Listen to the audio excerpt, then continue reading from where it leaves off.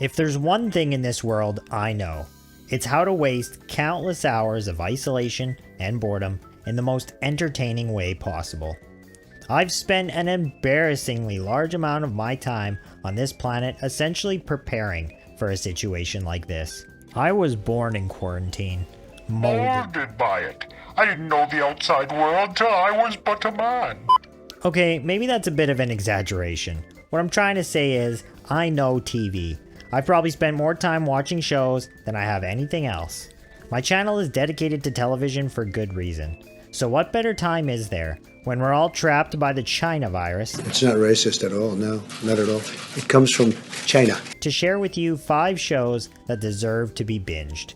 These 5 have a place among my all-time favorites, and hopefully they can give a few of you out there the same joy and reprieve from the crazy world we live in that they gave me.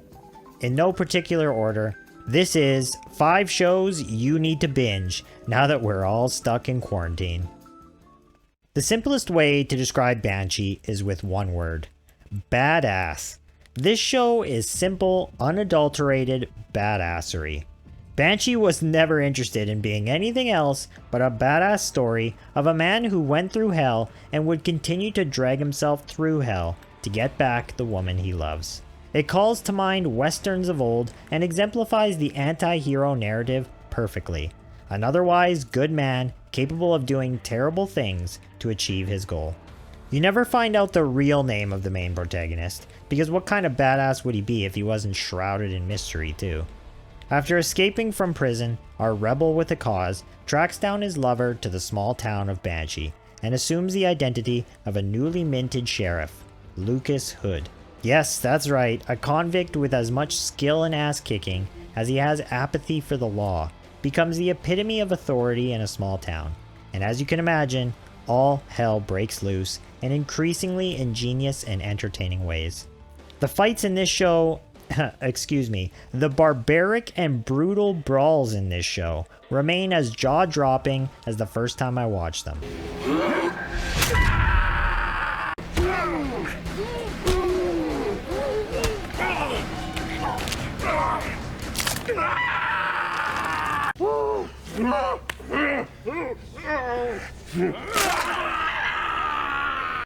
Banshee ran from 2013 to 2016, and I'd say it brought to life some of the most intense and visceral fight scenes TV has to offer. Watching our anti-hero Lucas Hood absolutely destroy unsuspecting lowlifes while simultaneously dumbfounding his fellow officers and civilians of Banshee will never cease to put a smile on your face. And this isn't to say Anthony Starr's Lucas Hood is the only reason to watch either. Ulrich Thompson's Kai Proctor is an ex-Amish turned criminal warlord. Yes, you heard me right. A once Amish man is now the big bad honcho of Banshee. And what big bad crime lord would he be without a bodyguard as frightening and mysterious as Hood is? Matthew Roch plays Proctor's right-hand man, Clay Burton, a character with hardly a line of dialogue in the entire show, but whose presence alone is terrifyingly unforgettable. I can't forget Hood's right-hand man either. Job, played by Hoon Lee, is the Swiss Army knife of technology and subterfuge. As fun as he is intelligent, Job gives Banshee a pinch of pessimistic comedic relief, giving the show just enough levity that stops it from taking itself too seriously. Fuck you! Fuck each and every one of you! You couldn't have a show about a guy taking the identity of a sheriff and not have a tech magician to at least try and tie a few of the logistical plot hole knots. And of course, this love story wouldn't work nearly as well if the woman it focused around couldn't hold a candle to the man fighting for her. But she can, and she does. Ivana Milicevic plays Carrie Hopewell, a woman who tried desperately to build a new life for herself, to escape her criminal past and put to rest the man she thought she lost forever. Of course, there's much more to her and Hood's story, but I feel I've given you just enough to prove why you should find out the rest for yourself. Banshee is without a doubt badass, so if you're the type of person that appreciates a good old-fashioned story of love, revenge, and retribution told in the modern age, this one's for you. I dream of what could have been had Black Sails been on a bigger network like HBO or Netflix. Don't get me wrong, Black Sails is still an amazing show, one of my all-time favorites, obviously. But Starz never seemed to be able to push and popularize their shows to the same level that the other major networks could. And no matter how good a show is, it'll never last if not enough people are watching it. Hell, the only reason people knew what Starz was because of one other show that I plan on getting to a little later in this video. Established as the prequel to the classic novel Treasure Island, this show dives into the origins of the legendary pirate Captain Flint, and how he came to know the infamous Long John Silver. If you ask me, this show received nowhere near the amount of attention and recognition it deserved. Like I said, being on Starz made it difficult to garner initial viewing numbers, and unfortunately there was one other major misstep that delayed its ascension into inevitable greatness. Its first season was just okay. Those of you out there like me, who are suckers for pirates and their mythos, will have zero issues becoming invested in this show and breeze through the first season without complaint. But I can recognize my own biases, and I know full well that the first season is slow and unfocused at times. It gives the impression that the writers were still unsure of what exactly this pirate story was to be about. You didn't really get to know any of the major characters or their motivations. There wasn't a clear theme or identity that separated it from any other pirate show, and I think they were hoping that the mission for the treasure itself would be entertaining enough. Well, that's never the case for great stories, and as far as I'm concerned, great characters are what carry great stories, not the other way around. The reward that awaits everyone who pushes through that first season though, my god. It's as if the writers were suddenly struck by a cannonball of inspiration that was right under their noses the entire time. And every previous critique from the first season is answered masterfully. You get to know Captain Flint alright, and through him, the circumstances that fuel a man into raging a war against the entire civilized world. In fact, every character in Black Sails eventually becomes a more realized, complex version of themselves. I really doubt that pirates in that day and age were as self-aware, intelligent, and thought-provoking as the pirates in this story, but goddammit, that's besides the point. Black Sails quickly evolves into a meta-examination of stories and the legends these characters represent. A theme that not only connects it to Treasure Island, but to the real pirates of history and their deeds. A show that began without a clear theme suddenly had one of the most powerful and moving messages about stories, and how they can shape reality. A story is true. A story is untrue.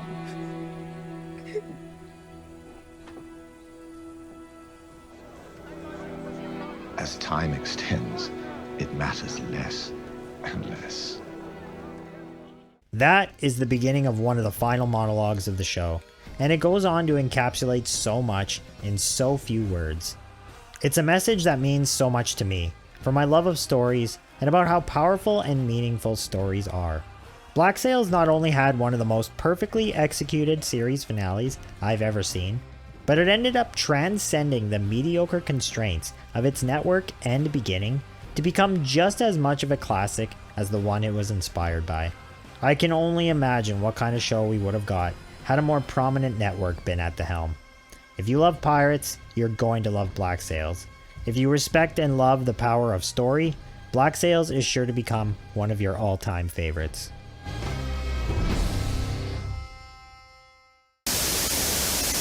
This is a difficult one to discuss, because understanding what exactly made Halt and Catchfire work as well as it did is not obvious or easy to point to. And let's be honest, it worked in so many different ways. Watching this show brings to mind the kind of subtle brilliance that's present in shows like Breaking Bad and Better Call Saul. The genius of it is not what is on showcase, but rather what is hidden in plain sight. The premise of it doesn't exactly scream thrilling entertainment either. 3 smart and driven people come together in the early 1980s, riding the rising computing wave with the goal of making a name for themselves in this technological revolution. I think a better way to look at it, however, would be like this. A group of troubled and struggling prodigies each try to find achievement in a world that refuses to make it easy for them. To me, this show is about people who have dreams and ambitions, people who know they have the talent, the drive, and the know-how to achieve those ambitions. And yet, none of that matters when faced with reality and its never-ending gauntlet of trials and tribulations. It's a story that in many ways is universal. We are all constantly yearning for some form of meaning in our lives. And the way Halt and Catch Fire communicates that struggle for meaning is through achievement in each of its main characters' lives. Their desire to accomplish creates drama that is as personal as it is ubiquitous. It doesn't fall back on heavy-handed melodrama to make you empathize with each of them, instead utilizing everyday decisions and choices that any one of us watching are likely to have experienced. Like having to choose between the quality of your work and the quality of your health, or the ins and outs of managing a successful business or career when your personal connections are at stake. It's these commonplace struggles that are meaningful. They are the incremental keystrokes that ultimately form the completed program of our lives and ambitions. The daily conflicts might seem pedestrian and unimportant in the moment, but they are as purposeful and universal as the search for meaning itself. Many of you will likely have never heard of this show before. It was one of those shows that was written about in many best shows nobody is watching articles. And that's a shame because, quite honestly, Halt and Catch Fire might be the best pure character drama of the past decade. Better than Mad Men, better than The Deuce. Hell, throw at me any realistic character drama that relies solely on its characters and not the plot or premise to carry it forward, and I would argue that this show was as good, if not better. There's no army of White Walkers coming to eradicate the living, no moral degradation from family man to meth kingpin. The only thing here that keeps you invested is fully realized, internally conflicted characters that are on the never-ending march to create meaning in their lives. The term Halt and Catch Fire is an idiom from early computer engineering, a machine code that instructs the CPU to cease meaningful operation and require a restart. Life is filled with so many instructions, so many conflicts, so many decisions made on a daily basis, that without realizing it, you can be left with a way of living that feels wrong and full of errors. The only option left at that point is to shut it all down and start from the beginning. And you know what? That's okay.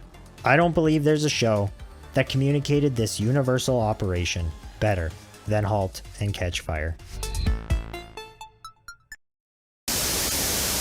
If badass is the one word I would associate with Banshee, the word that immediately comes to mind when I think of the night of is tension.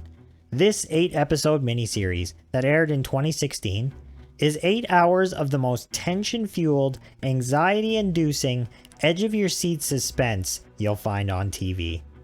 Based on the first season of a 2008 British series called Criminal Justice, The Night of stars Riz Ahmed and John Turturro in a murder mystery where the focus doesn't rest on who the killer is, but how our main character Nazir is mistakenly accused of being the killer and must prove his innocence.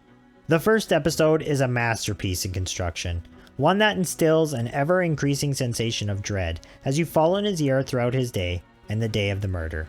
Every decision made by him feels like a tightening of a noose, a shrinking of the metaphorical prison walls he is completely unaware are surrounding him. A series of unfortunate circumstances that we know will eventually coalesce into Nazir's ill-begotten fate. The tension builds to such an amazing degree that I can still distinctly remember the knots that formed in my stomach as I watched that first episode back in 2016. The hopelessness that comes from watching an innocent and naive young man spiral into undeserved judgment and punishment is simply heartbreaking. It should come as no surprise that one of the 2 lead writers was Richard Price, a man who's written for The Wire, The Deuce, and just recently The Outsider. Tension born from realistic characters having to operate in subtle scenarios is literally his forte. His partner in writing was also one of the lead directors, Steven Zaillian, proving that when a writer and director are of the same vision, the end result is made all the better for it. And I won't sugarcoat it, The Night of is going to be a tough watch for some of you. It is methodical, it is plotting, it is patient, but it is because of this patience that the show creates an atmosphere as heavy as it is tense. The Night of is going to make you feel just as claustrophobic, desperate, and lost as Nazir was the night he found himself arrested for murder. Huh. Maybe a show that mimics the feeling of being trapped in a quarantine isn't something I should be encouraging you all to watch right now. Ah, fuck it. Just take a break between each episode with an episode of Community or something. Lighten that mood back up. Pierce, you've had 3 flu shots. That's for the daycare center. I'll be a living god! Yeah, Community will stop the spiraling descent into depression real quick. Fuck. Wonder if I should change it to 6 shows to binge. Oh, for fuck's sake.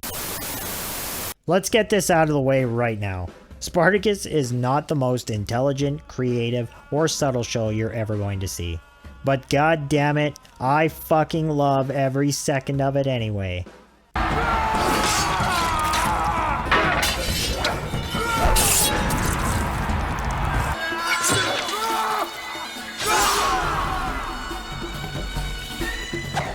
The man, the myth, the legend of Spartacus is true.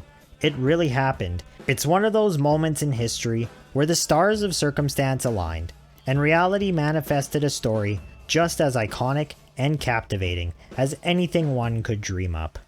Of course, it didn't happen exactly the way this show portrays it, but the broad strokes are what matter most here, and they remain respected and recreated in glorious fashion. Spartacus was a free man, a Thracian whose real name we'll never know. For a time, he was enlisted by the Roman military to fight in auxiliary legions as essentially a mercenary.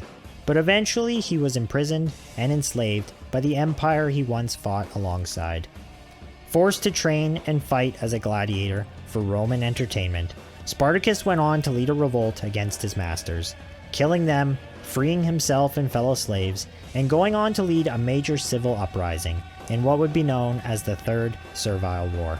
The story of Spartacus is one that is repeated time and time again throughout history. The oppressed will inevitably rise up because the heart of man will always yearn for freedom and freedom from oppression. The story of Spartacus in particular, at least for me, hits all the right notes in just the right ways. And I'm talking strictly about the show for now. A free man robbed of his love and his life is trained to fight and wage war by the people who broke him. The man becomes a champion in their eyes, a symbol of Roman superiority, only to then inspire revolution and become a legitimate threat to the empire itself. It's the ultimate tale of man becoming legend, that any one individual is as influential and eternal as the empire that spawned them. To me, it's a story that is poetic as it is primal. It's as melodramatic as it is instinctual.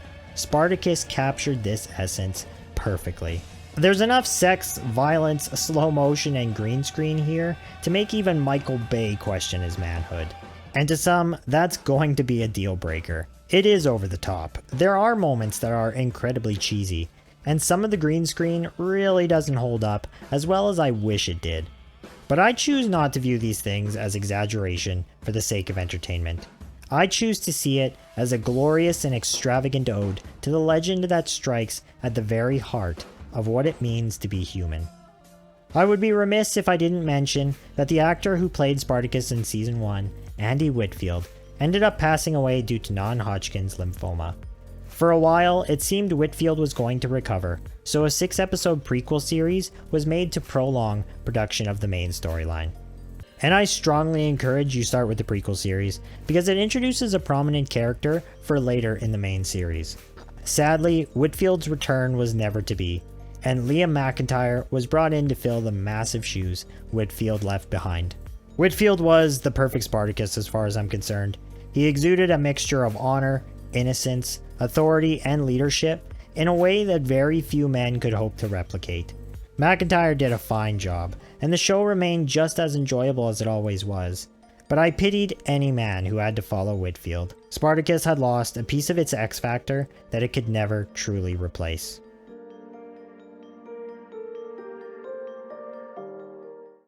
If the true history of Spartacus interests you, I highly recommend The Spartacus War, written by Barry Strauss. Everything from how gladiators fought, to the history and context surrounding Rome and its leaders, to the inevitable end of Spartacus and his war, is summarized and conglomerated in this book. It's a fantastic read for anyone wanting to know as much as they can about the actual man and his story. I am